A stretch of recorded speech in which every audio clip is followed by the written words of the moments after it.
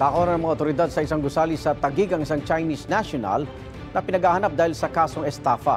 Ang kinagulat ng mga pulis, may pogo pala sa gusali.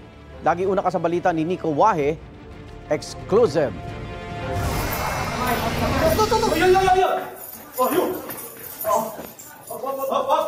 Sige, wala.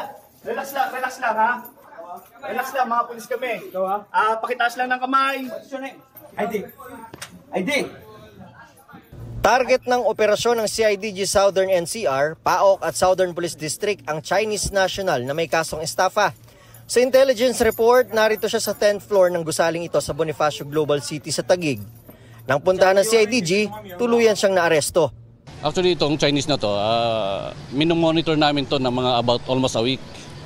Hindi mailap lang kasi siya, kaya ngayon lang namin na tsambahan. Pero ang mas ikinagulat ng mga operatiba pag-akyat sa 10th floor, ang ilegal na operasyon ng pogo rito. 8 mahabang lamesa na may mahigit 100 computers ang nakita ng otoridad. Nakadisplay sa bawat computer ang link ng umano'y illegal na online sugal. Mayroon ding nakita mga cellphone sa bawat computer table. Ayon pa sa CIDG, tila may nagaganap pang love scams. During the service ng warrant of arrest, nakita natin na talagang may pogo hub doon na maraming computers, maraming mga parang mga love scam doon sa monitor makikita at saka mga gambling, illegal gambling online. Ayon sa CIDG, nagpapanggap umano bilang IT solution company ang Pogo Hub. Yung pangalan nila, yung company name nila is hindi siya registered sa PAGCOR upon checking.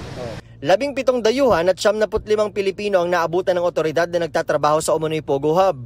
Continuous pa rin yung documentation namin sa kanila at kung talagang may violation, kung may working permit din yung mga foreigners natin, then dito lang. Ay kung wala, additional case to be filed against them. Yung mga Pinoy sir? There will be charged na employee ng Pogo. So violation din po yun. At kung bakit naman nasa Pogo Hub din ang naturang Chinese na target ng operasyon? Usually, nagiging interpreter siya ng mga Pogo Hub. Wala pang pahayagan na arestong suspect at maging ang mga pamunuan ng establishmento kung saan sila nahuli. Ito ang unang balita, Nico Wahe para sa GMA Integrated News.